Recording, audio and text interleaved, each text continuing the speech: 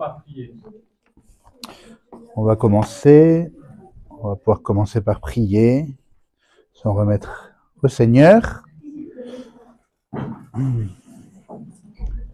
Au nom du Père et du Fils et du Saint-Esprit. Amen.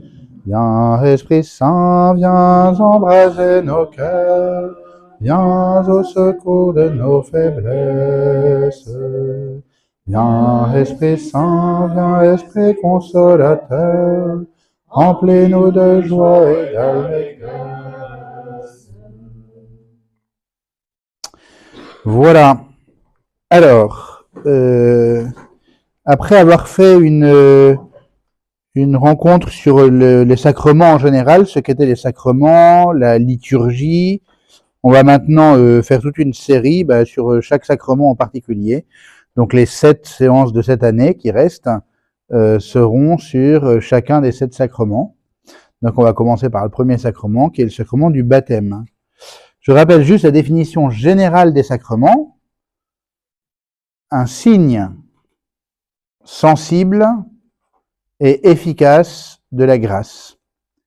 Un signe parce que, j'ai dit, les paroles, les gestes, les éléments qui sont utilisés signifient la grâce qui va être donnée. On n'utilise pas n'importe quel mot, on ne dit pas abracadabra pour un sacrement, c'est un mot qui ne veut rien dire. On emploie des signes qui sont signifiants précisément. Sensibles, pourquoi? Parce que, comme tout signe, en fait, ils sont appréhendables par les sens. On voit, on touche, on sent, Saint Crème, on entend, on goûte, Sainte Communion, etc.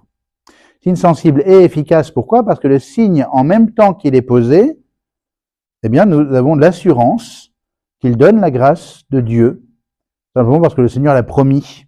Et donc, c'est pas on espère que, voilà, c'est un acte de foi.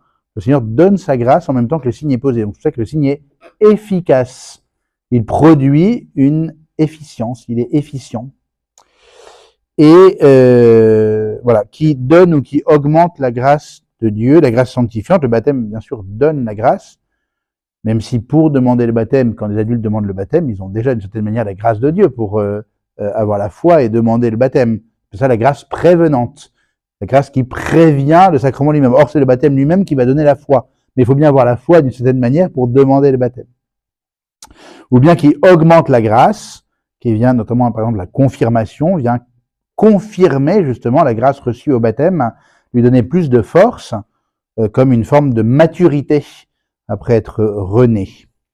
Donc, signe sensible et efficace de la grâce. Si on retient ça, c'est une définition générale qui après demande à être déployée et comprise pour chaque sacrement en particulier.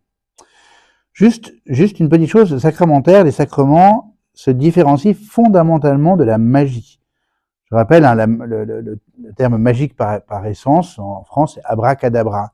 On emploie des mots, des paroles, des sons qui en fait ne signifient pas quelque chose. Et par la magie, qu'est-ce qu'on essaie de faire? On essaie de faire ployer l'ordre naturel à sa volonté, à travers certaines forces. Or, les sacrements, ce n'est pas qu'ils cherchent à faire ployer l'ordre naturel, c'est qu'ils se servent de l'ordre naturel pour donner la vie surnaturelle, la vie dans la grâce du Seigneur. Donc, on n'est pas face à des actes magiques, même si le fameux Simon le magicien, dans les Actes des Apôtres, veut donner de l'argent aux apôtres pour pouvoir avoir lui aussi le pouvoir de donner le Saint-Esprit. Comme si c'était justement un acte magique. Il se fait remballer assez vertement. C'est qu'on a appelé dans l'Église simonie le fait de utiliser les offices ecclésiastiques, les charges ecclésiastiques par gain d'argent. Voilà. Ça vient de ce fameux Simon le magicien, qui n'a pas compris grand-chose à ce qu'était il note bien qu'il y a une puissance qui se joue, mais lui, ce qui l'intéresse, c'est précisément la puissance en elle-même. Or, Dieu, par le sacrement, ne cherche pas à montrer sa puissance. Et la seule raison pour laquelle Dieu veut manifester sa puissance, c'est pas parce qu'il veut montrer qu'il est plus fort que tout le monde, c'est parce qu'il veut que nous puissions avoir confiance en lui, avoir foi en lui. Évidemment, nous ne pouvons faire confiance qu'à celui qui est capable de nous amener plus haut, plus loin. Mais sinon, par le sacrement, le but du Seigneur n'est pas de manifester sa puissance. Le but est d'opérer, de faire ses œuvres dans le cœur des fidèles, dans le cœur des hommes, pour qu'ils puissent grandir dans la grâce. Donc c'est fondamentalement différent de tout acte de magie. Et le sacrement en lui-même donne quelque chose, mais qui a à se déployer dans la vie du chrétien par sa propre collaboration aussi à la vie de la grâce. Le baptême n'est pas un acte magique. C'est pour ça que peut se poser la question parfois quand on vient demander le baptême pour des enfants et que les parents disent qu'ils n'ont pas vraiment la foi, qu'ils font comme ça pour ça. On dit mais il faut à tout prix baptiser l'enfant parce que lui il n'est pas responsable. Et c'est vrai. Mais si on a la certitude ou l'assurance, les parents disent on ne nous mettra pas au catéchisme, c'est juste comme ça, la certitude que l'enfant n'aura pas les moyens de pouvoir déployer la grâce de son baptême, peut se poser la question véritablement de savoir est-ce qu'il est à ce moment-là opportun de donner quelque chose qui n'est pas un acte magique, mais qui est un germe qui après devra se déployer. Donc c'est pour ça que la question peut se poser, pas pour punir l'enfant qui ne recevra pas quelque chose d'absolument essentiel. De fait, le baptême est extrêmement important. On verra après la question de la nécessité du baptême. Mais voilà, l'importance de voir les sacrements vraiment comme l'œuvre de Dieu qui agit dans le cœur des hommes pour communiquer sa grâce, acquise par le don d'amour du Christ sur la croix et par la puissance de sa résurrection, et qui a à se déployer dans le temps et dans la vie de chacun d'entre nous. Alors, donc, il y a 7 sacrements, je les redonne. Le septénaire a été défini totalement assez tardivement, ce qui ne veut pas dire que les sacrements n'existaient pas, voilà, mais ça, les choses petit à petit se prennent forme. Baptême, confirmation, Eucharistie, je fais exprès de le faire dans cet ordre-là, parce que c'est l'ordre traditionnel, baptême, confirmation, Eucharistie, qu'on appelle les sacrements de l'initiation chrétienne. Pourquoi? Parce qu'ils mènent à l'accomplissement du chrétien. Et tout chrétien devrait normalement recevoir ces 3 sacrements. Ensuite, donc les sacrements de l'initiation, 2 sacrements de guérison, que sont le sacrement de pénitence et de réconciliation, ou la confession, pour la guérison de notre cœur ligoté par le péché, blessé par le péché, et le sacrement des malades, pour venir apporter la force spirituelle dans le combat contre la maladie et la mort. Et puis 2 sacrements au service de la mission de l'Église et de la société, enfin au service de la croissance de l'Église et de la société, que sont l'ordre et le mariage.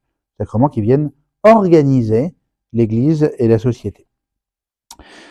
Donc les 3 sacrements de l'initiation, baptême, confirmation et Eucharistie, c'est dans cet ordre-là qui est l'ordre traditionnel des sacrements de l'initiation. Aujourd'hui, on reçoit généralement la confirmation bien après avoir reçu pour la première fois la communion. Mais quand un adulte reçoit les 3 sacrements de l'initiation au cours de la même veillée pascale, par exemple, il sera d'abord baptisé, puis il sera confirmé, et à la fin de la messe, il recevra avec les autres chrétiens le sacrement de l'Eucharistie. Jusqu'au pape Saint Pie X 1903-1914, début du XXe siècle, c'est l'ordre des sacrements, l'ordre traditionnel, mais aussi l'ordre de facto. Saint Pie X, quand il était enfant, il ne comprenait pas pourquoi il fallait attendre si longtemps pour communier pour la première fois. L'âge de la communion était vers 12-13 ans. Et il a obtenu effectivement de son curé de pouvoir communier bien plus tôt, il en avait un grand désir. Et quand il est devenu pape, eh bien, il s'est attaqué à cette question-là, pas que sur la question de l'âge de l'Eucharistie, mais aussi l'Eucharistie en général, notamment l'assouplissement du jeûne eucharistique pour les personnes qui étaient malades, pour qu'elles puissent accéder facilement au jeûne eucharistique, même si elles avaient pris des médicaments, même si elles avaient dû manger quelque chose, etc. Aussi pour la communion fréquente. Le Concile de Trente au XVIe siècle, l'Église n'a eu de cesse d'essayer de rappeler l'importance de la communion fréquente. Le jansénisme est passé par là au XVIe, XVIIe siècle, alors que le Concile de Trente venait de rappeler l'importance de communier fréquemment. Du coup, beaucoup de gens sont éloignés de la communion fréquente, et Saint Pie X, au début du XXe siècle, rappelle l'importance de la communion fréquente. Et il dit notamment, il rappelle que Saint Augustin avait dit « Tu pêches tous les jours, communie tous les jours ». C'est pas une invitation à communier en se moquant de la communion, en disant je suis en état de péché, je m'en fiche, ça m'est égal. Mais c'est de comprendre la communion comme étant, on verra quand on verra le sacrement de l'Eucharistie, non pas la récompense des justes, mais le pain pour la route de l'homme qui a besoin de force spirituelle dans le combat. Donc c'est le pain pour la route du pécheur.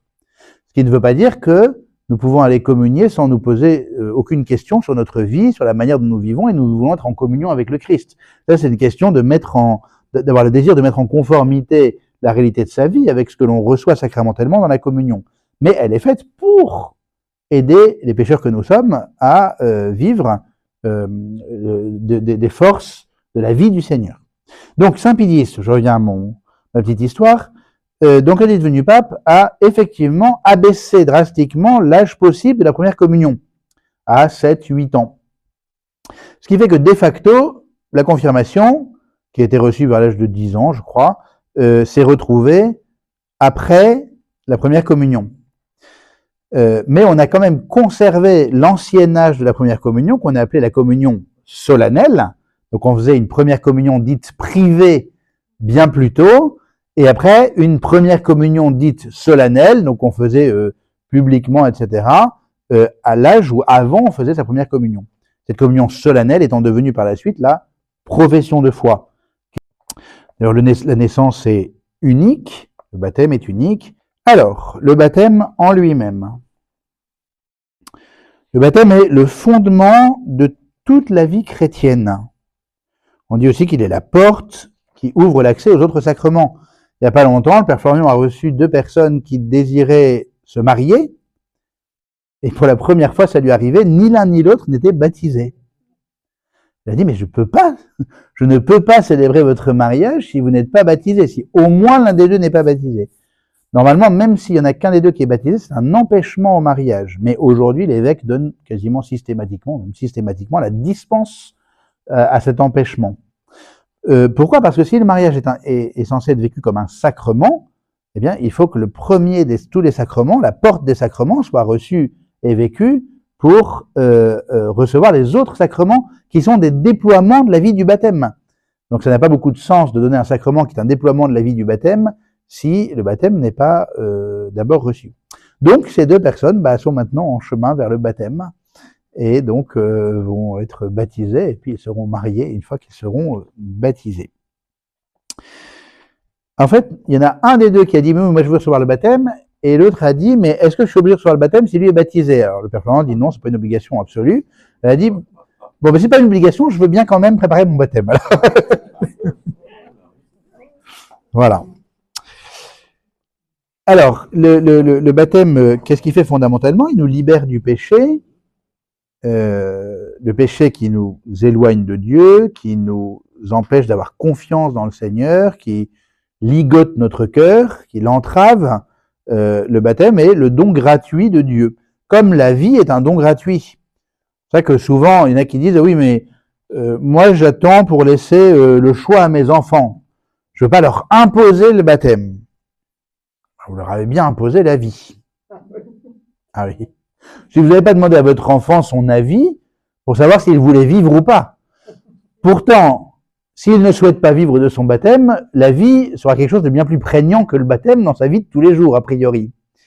Et donc, pourquoi est-ce qu'on a commencé rapidement, dès les premiers siècles, à baptiser les enfants? C'est qu'on avait conscience, on a pris conscience que c'est un tel don gratuit de Dieu, c'est partir des Hébreux, et sont engloutis dans la mer comme le péché est englouti par les eaux purifiantes du baptême. Donc tous les pères de l'Église ont vu dans ce récit la préfiguration aussi du baptême. L'Égypte comme le péché qui nous rend esclaves, le baptême comme le fil du péché qui, dans ces eaux purifiantes, engloutit le péché. Mais ils n'entrent pas en terre promise directement, ils sont dans le désert pendant 40 ans, ils vont être à nouveau éprouvés dans leur confiance en Dieu. Ça, c'est la vie de l'homme après son baptême. Et puis enfin, l'entrée en terre promise, c'est la vie de l'homme qui entre au ciel après cette vie de combat. Donc vous voyez, si on commence en fait à lire tous ces passages-là, et c'est pas l'Église qui l'a inventé, c'est le Christ lui-même, lorsqu'il parle aux pèlerins d'Emmaüs, qui dit aux pèlerins d'Emmaüs, vous savez, les pèlerins d'Emmaüs, c'est après la mort du Seigneur, qui s'en vont tout tristes vers Emmaüs, et puis Jésus les rejoint, ils ne le reconnaissent pas, et il leur dit, esprit sans intelligence et lent à croire ce qu'ont dit les prophètes, ne fallait-il pas que le Christ meure et ressuscite? Et commençant par Moïse et tous les prophètes, il leur interpréta dans l'Écriture tout ce qui le concernait. C'est-à-dire qu'en fait, c'est pour ça que les chrétiens, dès le début, ont gardé l'Ancien Testament. Ils y ont véritablement vu la parole de Dieu qui, à travers sa pédagogie, parce que bien sûr, Dieu se révèle en fonction de ce qu'on est capable de recevoir. Donc c'est pour ça qu'on peut penser qu'il y a des grandes différences entre le Dieu de l'Ancien Testament et le Dieu du Nouveau Testament. En réalité, c'est la pédagogie de Dieu qui se révèle peu à peu à ce que nous sommes capables de porter à un moment donné. Mais quand on lit à la lumière du Christ tous ces textes de l'Ancien Testament, même même les plus cruels, on va dire, en réalité, on y voit le combat spirituel, que le Christ va venir nous donner la force de pouvoir vivre, et on y voit préfigurer et anticiper toute la vie du Christ, ses mystères, la vie de l'Église, etc. Et c'est merveilleux d'aller découvrir ça dans l'Ancien Testament en disant, mais c'est incroyable comment déjà tout était donné d'une certaine manière. Voilà, donc c'est une invitation à nous nourrir de l'Écriture aussi dans ce sens-là. Qu'est-ce que Dieu nous révèle de qui il est, comment dans l'Ancien Testament se préfigure, s'anticipe et vient éclairer finalement même la vie du Christ, bien sûr. Et la vie du Christ accomplit pleinement et éclaire pleinement ce que l'Ancien Testament nous donne à lire et à comprendre. Donc Noé et le déluge, traversée de la mer Rouge, et puis il y a une dernière traversée aussi qui préfigure le baptême, c'est la traversée du Jourdain, parce que va se refaire exactement le même miracle que pour la mer Rouge. Une fois qu'ils ont fini leurs 40 ans dans le désert où Dieu va donner sa loi, ils repassent le Jourdain pour rentrer en terre promise, également à pied sec. Donc c'est aussi le baptême comme porte du ciel qui nous donne d'ores et déjà aujourd'hui d'entrer dans la vie éternelle. Pourquoi? Parce que la vie éternelle, c'est pas d'abord une disposition physique, c'est d'abord une personne, c'est le Christ lui-même. Donc à partir du moment où nous sommes baptisés dans la mort et la résurrection du Christ, nous sommes dans la vie éternelle. Bien sûr qu'il y aura un saut dans l'entrée au ciel, parce que alors il n'y aura plus de combat, il n'y aura plus de tristesse, il n'y aura plus de deuil, il n'y aura plus de larmes, etc. Mais même si nous sommes encore aujourd'hui dans cette vie parfois éprouvante, mais qui peut être aussi très joyeuse, nous vivons déjà de la vie éternelle, parce que la vie éternelle, c'est le Christ. Si nous vivons du Christ, nous vivons de la vie éternelle. Et notre baptême ne fait pas autre chose que de nous configurer au Christ. Je vais y venir maintenant en parlant du baptême du Christ lui-même. Le baptême du Christ, moi c'est une chose ça fait pas longtemps que c'est devenu clair à mes yeux, et ça m'émeut toujours. Le baptême du Christ, donc que fait Jean? Jean le Baptiste, il baptise dans le Jourdain. Qu'est-ce que ça veut dire que baptiser? Ça veut dire plonger. Donc littéralement, le verbe baptizein en grec signifie plonger. Pourquoi? Parce que Jean, qui invite à la conversion, pourquoi? Parce que qu'est-ce qu'il fait? Il est la voix qui crie dans le désert, rendez droits les sentiers du Seigneur. Ça, c'est par la conversion, c'est-à-dire le fait d'avoir le désir de ne plus avoir des chemins tortueux, mais des chemins un peu plus droits, un peu plus aplanis, pour que le Seigneur puisse venir plus facilement faire son œuvre en nous. Et donc Jean, c'est la voix qui crie dans le désert.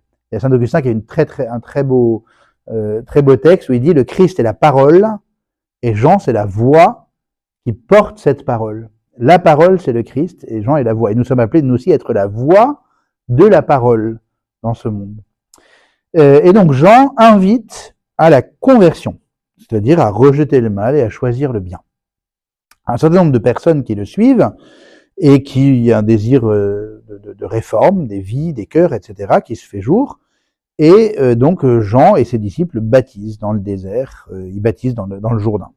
Donc, qu'est-ce que ça signifie le fait qu'ils baptisent? Donc, ils plongent les gens dans l'eau, ça signifie la mort au péché. Les gens veulent mourir au péché et revivre d'une vie nouvelle, mais qui n'est pas encore la vie dans l'Esprit Saint, mais qui est d'abord la vie de conversion. Ils veulent devenir plus justes, plus bons, plus droits. Bon. Ce qui fait que quand Jésus s'approche et qu'il veut être baptisé, qu'il demande le baptême, Jean est choqué, limite scandalisé, il lui dit c'est moi qui devrais être baptisé par toi.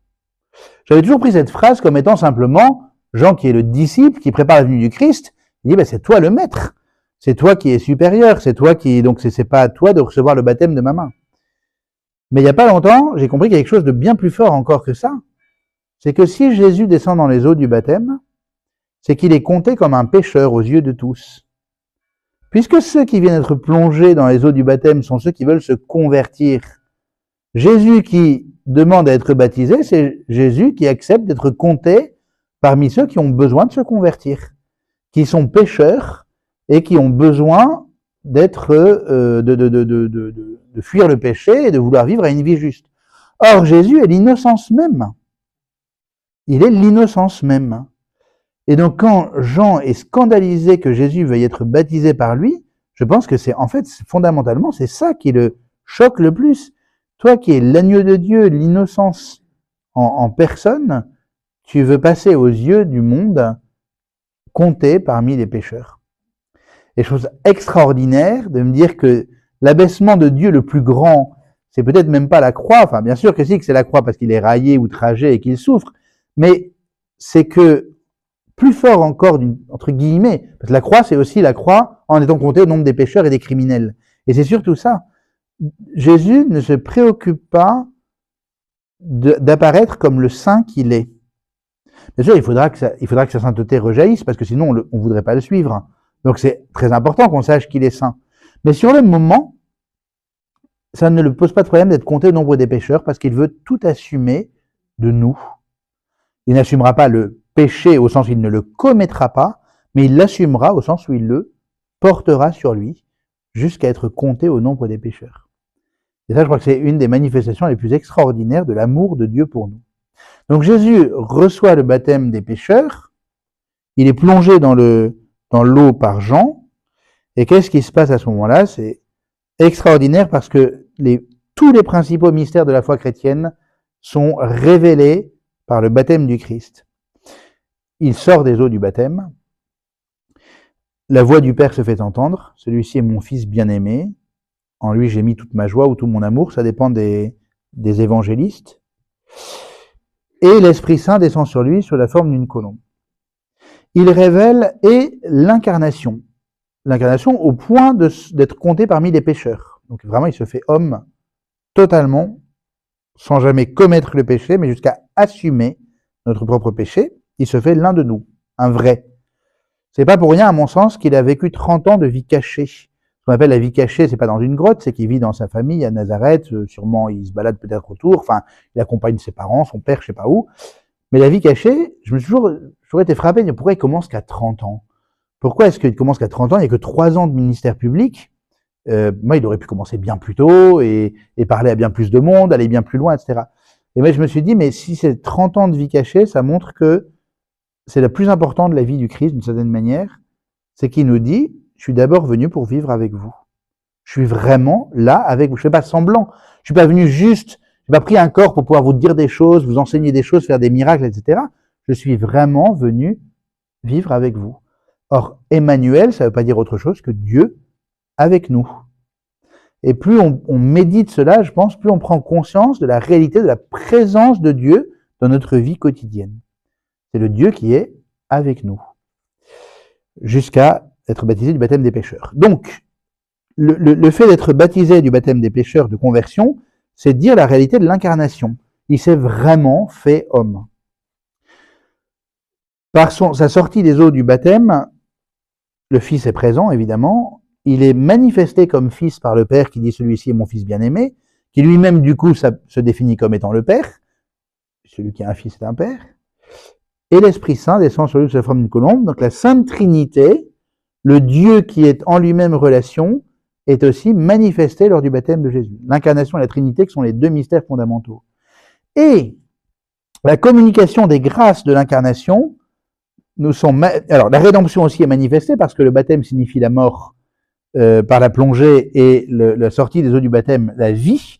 Bien sûr, c'est la mort et la résurrection du Christ qui sont déjà préfigurées, anticipées, manifestées par le baptême, donc l'incarnation, Trinité, rédemption, et l'Église avec les sacrements, puisque ce qui se passe lors du baptême du Christ, c'est exactement ce qui se passe pour chacun d'entre nous au moment où nous recevons le baptême, nous sommes incorporés au corps du Christ.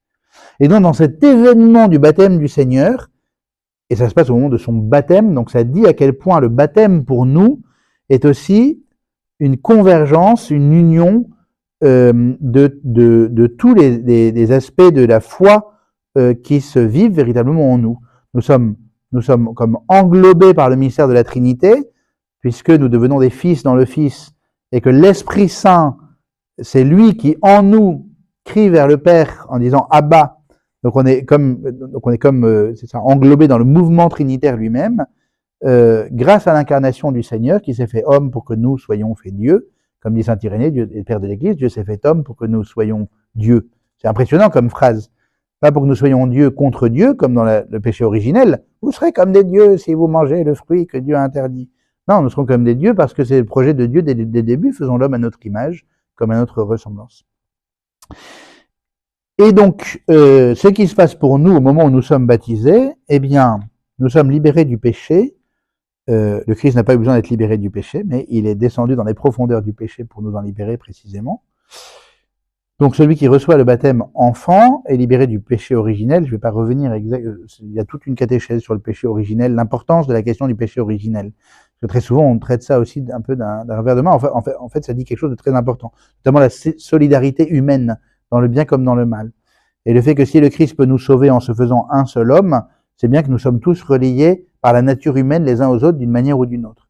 Donc le péché originel manifeste en creux négativement, entre guillemets, mais ce lien qui nous unit les uns aux autres.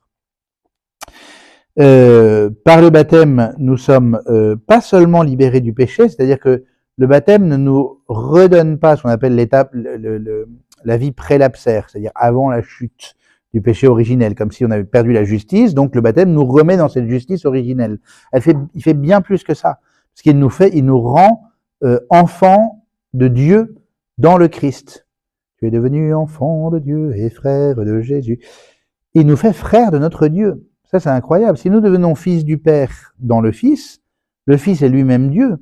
Si nous avons le même Père que lui et la même mère que lui, ce sera à la croix que Jésus donnera Marie pour mère à Jean et Jean pour fils à Marie. C'est que nous sommes les frères du Seigneur, les frères et les sœurs du Seigneur. Donc, par le baptême, Dieu s'est fait, non seulement Dieu qui est notre Père, se fait aussi notre frère. Il y a aussi des développements théologiques extraordinaires à faire de ce côté-là. Pas beaucoup de religions, je pense, où on peut appeler Dieu son frère. Voilà. Tout en restant Dieu, Maître, Seigneur, c'est bien équilibré dans notre vie, tout ça, mais justement, c'est le Maître et le Seigneur qui se fait notre frère. C'est tout un programme. Et bon, la grâce sanctifiante vient demeurer en nous, et l'inhabitation de la Sainte Trinité dans notre âme, devenons le temple de l'Esprit Saint aussi. Et puis aussi, le baptême nous incorpore à la vie de l'Église. Ça, c'est quelque chose de très important. À une époque où on voit plutôt les choses de manière un peu individuelle, et c'est très important que la conscience personnelle se soit déployée dans le temps, mais on en vient parfois à oublier l'importance fondamentale de la vie communautaire. Nous sommes un peuple. Le peuple, c'est l'Église. C'est pas une masse informe, et c'est pour ça que c'est organisé, on va dire, les diocèses, les paroisses, pour qu'il y ait des communautés à taille humaine. Mais c'est vous de se dire que la structure fondamentale de l'Église, elle n'est qu'en 3 étapes. Pour 1,4 milliard de catholiques dans le monde. Le pape avec l'Église universelle, les évêques dans leur diocèse, les curés dans leur paroisse. Et c'est les seules 3 grandes structures de la vie de l'Église. Donc il n'y a pas une multiplication d'échelons intermédiaires, même s'il y a des provinces qui réunissent plusieurs diocèses pour faire toujours la communion entre différentes entités. Mais on arrive à des tailles très humaines, seulement au 3e échelon, entre guillemets. Et chaque communauté ecclésiale, que ce soit la paroisse, que ce soit le diocèse, sont des manifestations de l'Église universelle, dans laquelle l'Église universelle est présente et agit. Donc chaque petite communauté ecclésiale locale doit se comprendre seulement aussi comme une représentation de l'Église universelle. Donc nous sommes l'Église. Il y a un groupe qui s'appelle comme ça, nous sommes l'Église. Bon, souvent c'est un peu contestataire, mais c'est une vraie réalité. Nous sommes véritablement l'Église. L'Église est constituée de tous les fidèles baptisés, et même des catéchumènes qui sont en route vers le baptême et qui déjà sont incorporés d'une manière ou d'une autre à l'Église. Si un catéchumène meurt sans le baptême, il sera enterré exactement comme un fidèle baptisé, parce qu'on considère que le désir qu'il avait du baptême lui tient lieu de baptême. Comme dans les premiers temps, il y a des personnes qui mouraient martyrs en étant catéchumènes ou en se convertissant au moment même de leur martyr, et on a estimé que le fait de mourir pour leur foi dans le Christ, eh bien, leur tenait lieu de baptême. C'est ça que j'en viens à cette question fondamentale. Est-il nécessaire d'être baptisé pour être sauvé? Une grande question. Normalement, je devrais avoir fini déjà. Je vais prendre 2 minutes de plus. Une grande question qui, en fait, est importante parce que il y a plusieurs écueils qui peuvent y être associés. Si on dit que le baptême est absolument nécessaire pour être sauvé, c'est-à-dire que Dieu ne ferait pas sans, on sent bien qu'il y a quelque chose qui lierait Dieu à la question du baptême sacramentel que lui-même a mis en place, comme s'il disait il faut que vous baptisiez parce que moi je peux rien faire en dehors du baptême que vous allez donner. Et c'est pas juste. D'abord parce que l'Église a toujours considéré qu'avant la venue du Christ, tous les patriarches, Abraham, Isaac, Jacob, les prophètes, Moïse, Ézéchiel, etc., portaient la parole de Dieu. Ils n'ont jamais été baptisés du baptême sacramentel au nom du Père et du Fils et du Saint-Esprit. Bon. Saint Thomas d'Aquin a un développement très intéressant là-dessus dans sa somme théologique. Je vous inviterai à aller voir. On trouve la somme théologique sur Internet. Et justement, il développe tout ça. Et saint Thomas va faire une distinction, parce que souvent il pose la question, est-ce que ça c'est nécessaire? Il dit, il y a deux types de nécessité. Il y a la nécessité absolue, sans laquelle rien ne peut être fait, et il y a la nécessité qui fait que c'est plus facile, plus rapide, plus évident. C'est-à-dire, par exemple, un cheval est nécessaire pour aller de Bordeaux à Paris, à l'époque où il n'y a pas la voiture, parce que à pied ça allait être très long, et voilà, donc on peut dire que c'est nécessaire, et pourtant c'est pas une nécessité absolue. Donc on va pouvoir parler parfois de nécessité sans que ce soit absolu. En revanche, nous ne pouvons pas prendre à la légère le baptême, d'abord parce que c'est le Christ qui nous l'a donné, que ça nous permet de vivre de la vie du Seigneur, qu'il donne sa grâce par là, et que c'est le seul moyen ordinaire du salut que nous connaissions, qu'il nous a donné. Tous ceux qui croiront et seront baptisés seront sauvés, tous ceux qui ne croiront pas seront condamnés. Il ne dit pas tous ceux qui ne croiront pas et ne seront pas baptisés. Donc c'est assez intéressant, c'est pas une symétrique absolue, mais donc nous devons tenir à la fois la nécessité du baptême pour le salut de notre point de vue, c'est-à-dire Dieu nous a donné ce moyen-là, il dit allez de toutes les nations, faites des disciples, baptisez-les au nom du Père et du Fils et du Saint-Esprit. Et s'il y a des missionnaires encore qui acceptent de continuer à partir à l'autre bout du monde pour évangéliser des terres très peu chrétiennes, c'est parce que ils sont mus par cette nécessité de la vie dans le Christ. En réalité, c'est pas tant la nécessité du baptême en tant que tel, que la nécessité de vivre dans le Seigneur, de savoir pourquoi nous vivons, par qui nous sommes sauvés, quel est le sens fondamental de notre vie sur cette terre. Mais ne pas en faire un absolu, absolutisant, on va dire, au sens où il faudrait que je baptise absolument tout le monde, même contre son gré, parce que sans ça, il pourrait pas être sauvé. Donc l'idée est de ne pas rentrer dans une position anxiogène qui ne sert à rien. Sinon, sinon les catéchumènes, on les baptiserait tout de suite. Depuis les débuts des temps, il y a un chemin vers le baptême. On sait bien que quelqu'un peut mourir pendant qu'il est en chemin. Si on avait pensé qu'il ne pourrait absolument pas être sauvé sans être baptisé en tant que tel, on les baptise et puis après on lui fait faire le chemin de... Vous voyez, donc, voilà. Mais en revanche, quand même une vraie nécessité du baptême parce que c'est le moyen ordinaire de salut que le Seigneur nous a donné. Qu'il nous prépare à la vie chrétienne et qu'il nous en fait vivre en profondeur quand c'est déployé. Donc, c'est une question à pas prendre à la légère, mais à mon avis, il faut affiner la compréhension qu'on peut en avoir. Je vais m'arrêter là. Qui peut recevoir le baptême? Toute personne humaine n'ayant pas encore été baptisée, sachant que l'Église a toujours refusé, par exemple, qu'on baptise de force des enfants qui n'étaient pas dont les parents n'étaient pas d'accord pour leur baptême. Je prends un exemple concret d'ailleurs, parce qu'il y a eu des cas au XXe siècle qui étaient un peu compliqués. Qu'est-ce que j'ai lu il n'y a pas longtemps? Enfin, c'était une histoire qui s'est passée il y a assez longtemps, quelques siècles, et où justement il était question de baptême d'enfants de familles juives, et l'Église interdisait en disant non, parce que si l'enfant revient dans sa famille, oui, non, c'était même encore avant, je pense. D'ailleurs, si l'enfant revient après dans sa famille et qu'il va reprendre naturellement la religion de ses parents, eh bien, il ne vivra pas de son baptême. Et donc, il ne faut pas baptiser un enfant qui contre la vie de ses parents s'ils sont d'une autre religion.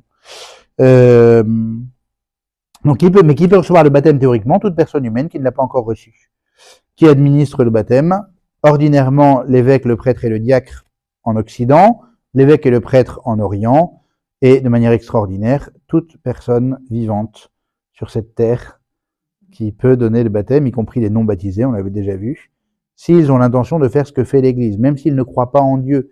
Avoir l'intention de faire ce que fait l'Église, c'est pas croire ce que croit l'Église, c'est avoir l'intention droite. Quelqu'un lui dit baptise-moi parce que je vais mourir et il y a personne d'autre pour me baptiser et que la personne va baptiser, il dit tu fais comme ça, il lui explique comment on baptise.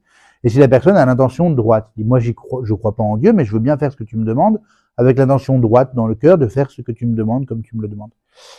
Voilà, je m'arrête là pour le baptême et je vous laisse poser des questions si vous en avez.